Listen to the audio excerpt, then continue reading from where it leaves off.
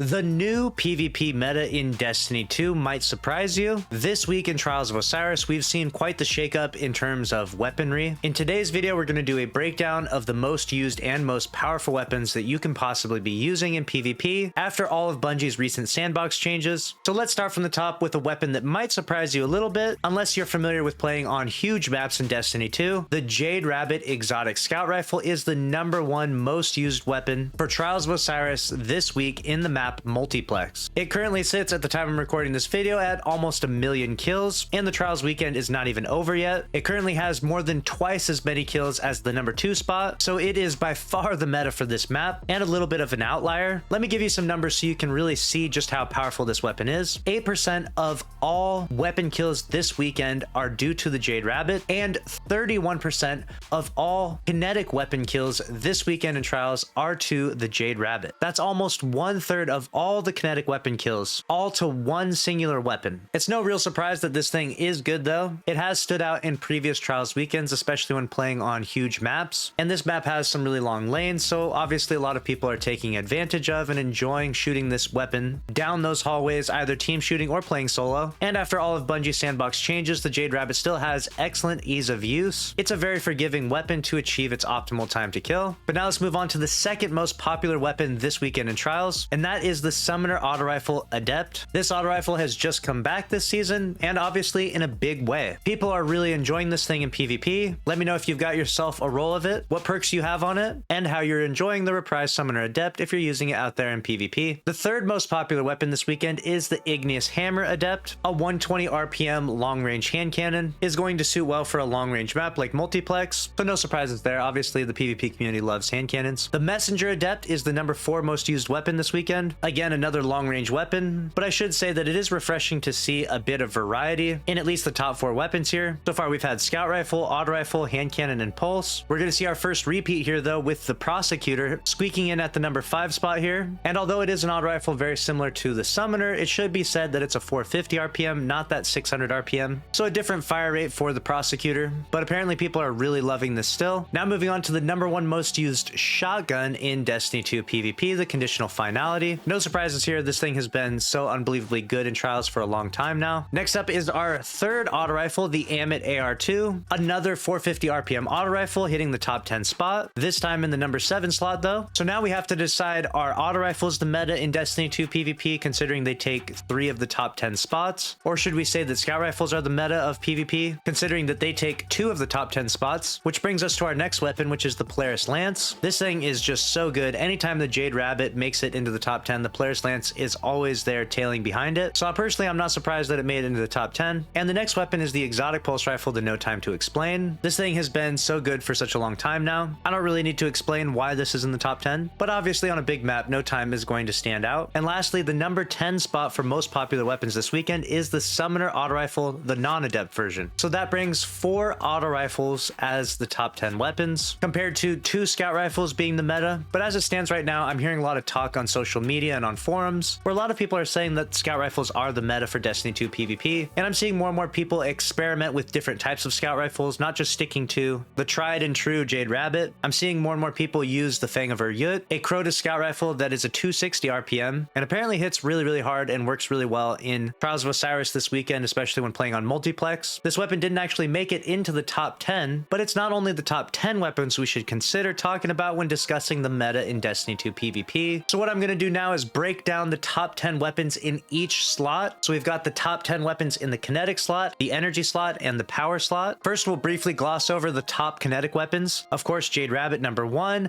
the Messenger Adept #2, Conditional Finality #3, No Time to Explain #4. The 5th most used kinetic weapon this weekend in Trials goes to the Forerunner, the exotic special ammo sidearm that has extremely good range. The 6th spot goes to the Dead Man's Tail exotic scout rifle. The 7th spot goes to the Mida Multi-Tool. So you can see a lot more scout rifles are right there. They're just outside that top 10 range. The 8th spot actually goes to the Prophet Adept scout rifle. Even more scout rifles being added to the fold here. The #9 kinetic weapon is the Revision 0 pulse rifle, and the #10 is also a pulse rifle with the Messenger. So you can see a lot of rangy weapons really standing out this weekend in Trials. Now let's move on to the energy weapons and go through the top 10 of those. We have the Summoner Adept is #1, as we already previously discussed. The Igneous Hammer is #2 Adept. The #3 weapon in the energy slot is the Prosecutor. Number 4 goes to the Amit AR2. Number 5 goes to the Polaris Lance. And number 6 goes to the Summoner. The 7th most used energy weapon is the heliocentric QSC. This little solar sidearm actually packs a punch, and I highly recommend that you give it a try. The number 8 spot goes to the Igneous Hammer, the regular version, the non-adept. The number 9 spot, and the first shotgun on this list outside of conditional finality, goes to the Matador 64. The number 10 spot goes to the Drang Baroque sidearm, and that rounds off all of the top 10 energy weapons. Now, if you've been wondering for a long time what is the best power ammo weapon to use in trials, we're going to do a quick breakdown of the top 10 power weapons. You've got the Cataphract GL3 Adept, 27% usage. The Cataphract GL3, the non-adept, 26%, so obviously Cataphract is the meta. Everyone's using this grenade launcher. The number 3 spot actually goes to the Wendigo GL3 Adept with 8%. The number 4 spot goes to the Memory Interdict, another grenade launcher with 7%. So you can see there, almost 70% of the power ammo usage in trials goes to heavy grenade launchers. Clearly the meta, so make sure you got yourself a good roll of one of those grenade launchers. If you really want to win out there, of course. If you're just out there to have fun, use whatever you like. The number 5 spot for power ammo weapons goes to the Commemoration Machine Gun. The next most used power ammo weapon is another machine gun, the Unwavering Duty Adept, followed by the other half sword, and lastly the Typhon GL5 grenade launcher. So there you have it. That is the meta for Trials of Osiris. Scout rifles, auto rifles, and pulse rifles doing extremely well this weekend. Now, if you're wondering to yourself, Lucky, what are you using when you jump into trials? Believe it or not, I actually did jump in after not playing in trials for I don't even know how long now. Decided to finally log in, create a build, and jump in and play. I logged in and actually jumped on my Warlock. I saw that it had extremely high usage, and frankly, I'm just really used to the zones being controlled by rifts and wells. So instead of letting the Warlocks on the other team take control of the zone with those rifts and wells, I decided to show up with my own. I put on the Jade Rabbit, the Matador 64, and my trusty old Memory Interdict because I don't have a God Roll of the Cataphract. I used the long range lanes, lit people up with it, and honestly had a decent time playing trials using this playstyle. I know a lot of people out there watching will not enjoy this though, because they don't like to sit back in lane, they just want to rush in and get into the action. You've got a little too much Titan brain out there, and you just want to run up and shotgun punch everything. I understand that playstyle, I sympathize with you, but for this map, it's just not going to work. You're going to have to sit back in lane if you want to consistently win engagements, especially when soloing in, which is what I did in this gameplay here. It's me and 2 random blueberries versus 3 other blueberries, and the majority of the engagements were at extremely long range, where the Jade Rabbit was able to do extremely quick work of people. And again, to each their own, this playstyle may not necessarily be for you, but I wanted to bring you a video breaking down the meta, meaning the most effective tactics available, the strongest weapons and loadout that you could possibly use if you're really trying to win and potentially go flawless in trials. And I shouldn't say that Warlock is the absolute meta because Hunters do really well in PvP and Titans all the same, especially if we're talking Void Titans or Solar Hunters. The statistics and usage is extremely high for those particular classes. So if you don't want to be a Warlock, jump into one of those if you're really trying to win out there. I'm sure that the meta will shift and change as we rotate to a smaller trials map, and when that does happen, I'll bring you a follow-up video on the meta for PvP then. So make sure you're subscribed to the channel, following with notifications on to stay up to date on all the news in Destiny 2, and smash the like button and save this video for me. It helps me out a ton. Thanks for watching. I'll see you in the next one. Later.